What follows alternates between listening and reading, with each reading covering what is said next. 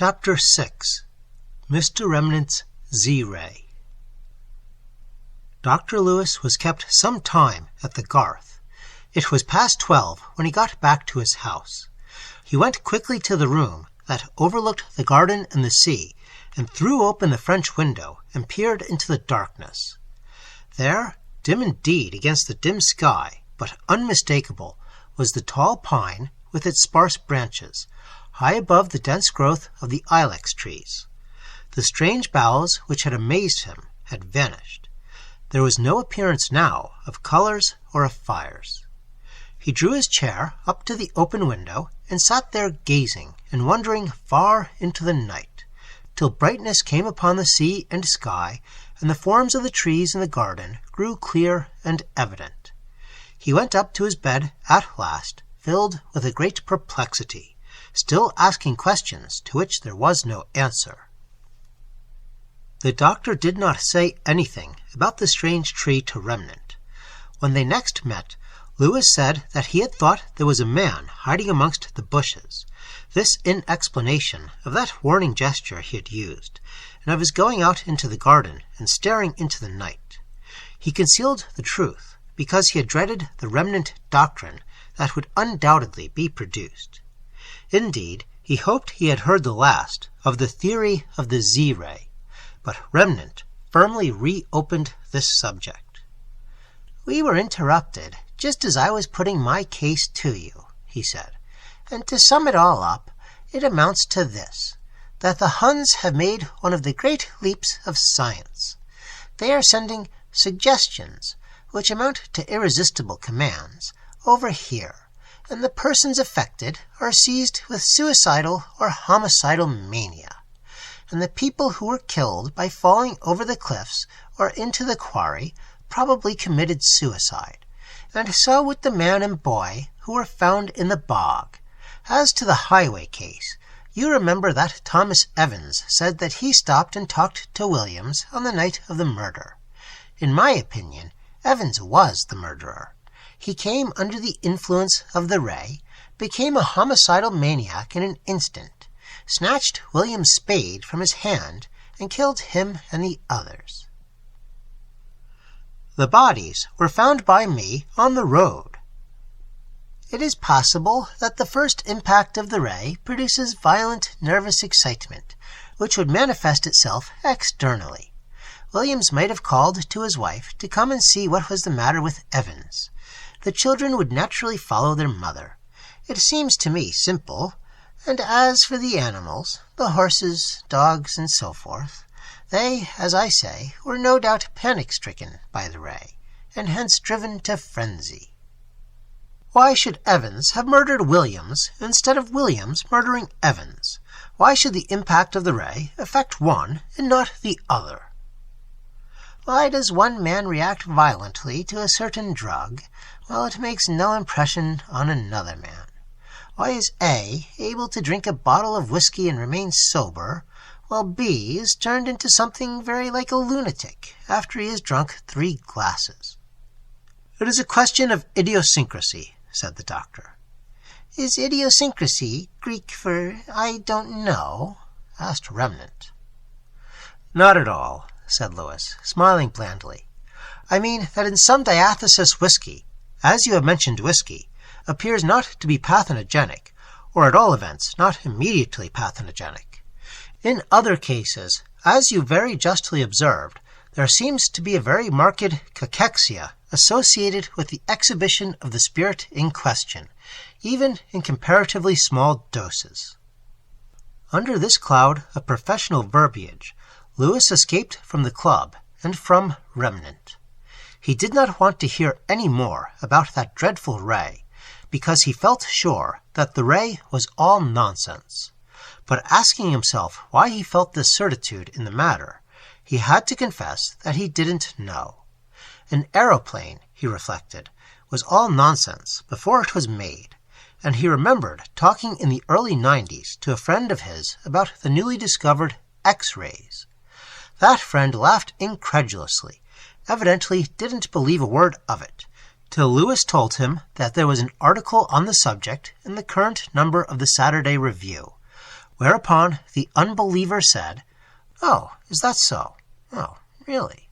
I see," and was converted on the X-ray faith on the spot. Lewis, remembering this talk, marveled at the strange process of the human mind, its illogical and yet all-compelling ergos, and wondered whether he himself was only waiting for an article on the Z-ray in the Saturday Review to become a devout believer in the doctrine of Remnant.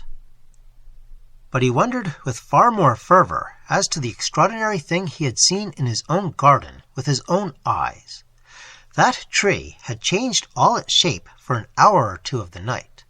The growth of the strange boughs, the apparition of secret fires among them, the sparkling of emerald and ruby lights. How could one fail to be afraid with great amazement at the thought of such a mystery? Dr. Lewis's thoughts were distracted from the incredible adventure of the tree by the visit of his sister and her husband. Mr. and Mrs. Merritt lived in a well-known manufacturing town of the Midlands, which was now, of course, a centre of munition work. On the day of their arrival at Porth, Mrs. Merritt, who was tired after the long, hot journey, went to bed early, and Merritt and Lewis went into the room by the garden for their talk and tobacco. They spoke of the year that had passed since their last meeting, of the weary dragging of the war, of friends that had perished in it, of the hopelessness of an early ending of all this misery. Lewis said nothing of the terror that was on the land. One does not greet a tired man who has come to a quiet, sunny place for relief from black smoke and work and worry with a tale of horror. Indeed, the doctor saw that his brother-in-law looked far from well, and he seemed jumpy. There was an occasional twitch of his mouth that Lewis did not like at all. "Well," said the doctor, after an interval of silence and port wine, "I am glad to see you here again. Porth always suits you. I don't think you're looking quite up to your usual form, but 3 weeks of Marian air will do wonders." "Well, I hope it will," said the other. "I am not up to the mark. Things are not going well at Midlingham." "Business is all right, isn't it?" "Yes, business is all right. But there are other things that are all wrong. We are living under a reign of terror. It comes to that." "What on earth do you mean?" "Well, I suppose I may tell you what I know. It's not much. I didn't dare write it. But you know that at every one of the munition works in Midlingham, and all about it, there's a guard of soldiers with drawn bayonets and loaded rifles, day and night. Men with bombs, too, and machine guns at the big factories." "German spies?" "You don't want Lewis guns to fight spies with, nor bombs, nor a platoon of men. I woke up last night. It was the machine gun at Bennington's Army Motor Works, firing like fury, and then bang, bang, bang! That was the hand bombs." "But what against?" "Nobody knows." "Nobody knows what is happening," Merritt repeated, and he went on to describe the bewilderment and terror that hung like a cloud over the great industrial city in the Midlands, how the feeling of concealment, of some intolerable secret danger that must not be named, was worst of all. "A young fellow I know," he said, "was on short leave the other day from the front, and he spent it with his people at Belmont. That's about 4 miles out of Midlingham, you know. 'Thank God,' he said to me, 'I am going back tomorrow. It's no good saying that the Ypres Salient is nice, because it isn't, but it's a damn sight better than this. At the front, you know what you're up against anyhow. At Midlingham, everybody has the feeling that we're up against something awful, and we don't know what. It's that makes people inclined to whisper. There's terror in the air." Merritt made a sort of picture of the great town cowering in its fear of an unknown danger. "People are afraid to go about alone at nights in the outskirts. They make up parties at the stations to go home together if it's anything like dark, or if there are any lonely bits on their way." "But why? I don't understand. What are they afraid of?" "Well, I told you about my being awakened up the other night with the machine guns at the motor works rattling away, and the bombs exploding and making the most terrible noise. That sort of thing alarms one, you know. It's only natural." "Indeed, it must be very terrifying. You mean, then, there is a general nervousness about, a vague sort of apprehension that makes people inclined to herd together. There's that, and there's more. People have gone out that have never come back. There were a couple of men in the train to home arguing about the quickest way to get to North End, a sort of outlying part of home where they both lived. They argued all the way out of Midlingham, one saying that the high road was the quickest, though it was the longest way. It's the quickest going, because it's the cleanest going, he said. The other chap fancied a shortcut across the fields by the canal. It's half the distance, he kept on. Yes, if you don't lose your way, said the other. Well, it appears they put an even half-crown on it, and each was to try his own way when they got out of the train. It was arranged that they were to meet again at the wagon in North End. I shall beat the wagon first, said the man who believed in the shortcut, and with that he climbed over the stile and made off across the fields. It wasn't late enough to be really dark, and a lot of them thought he might win the stakes, but he never turned up at the wagon, or anywhere else, for the matter of that. What happened to him?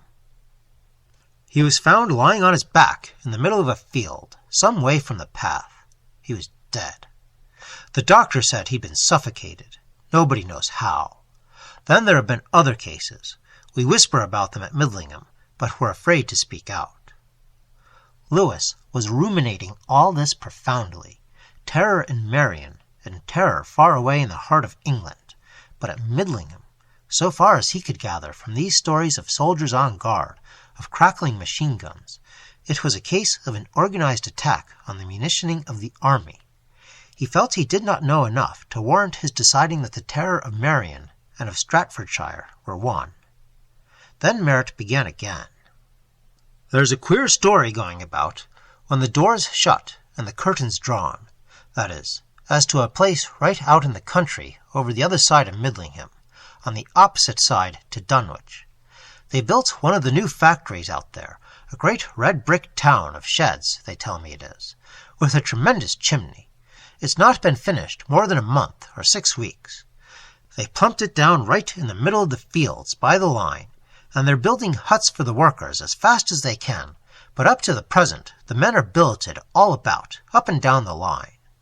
About 200 yards from this place there's an old footpath, leading from the station and the main road up to a small hamlet on the hillside. Part of the way this path goes by a pretty large wood. Most of it is thick undergrowth. I should think there must be 20 acres of wood, more or less. As it happens, I used this path once long ago, and I can tell you it's a black place of nights. A man had to go this way one night. He got along all right till he came to the wood, and then he said his heart dropped out of his body. It was awful to hear the noises in that wood. Thousands of men were in it, he swears that. It was full of rustling and pattering of feet, trying to go dainty, and the crack of dead boughs lying on the ground as someone trod on them, and swishing of the grass, and some sort of chattering speech going on, that sounded, so he said, as if the dead sat in their bones and talked. He ran for his life, anyhow, across fields, over hedges, through brooks. He must have run, by his tail, 10 miles out of his way before he got home to his wife, and beat at the door, and broke in and bolted it behind him. There is something rather alarming about any wood at night, said Dr. Lewis. Merritt shrugged his shoulders. People say that the Germans have landed, and that they are hiding in underground places all over the country.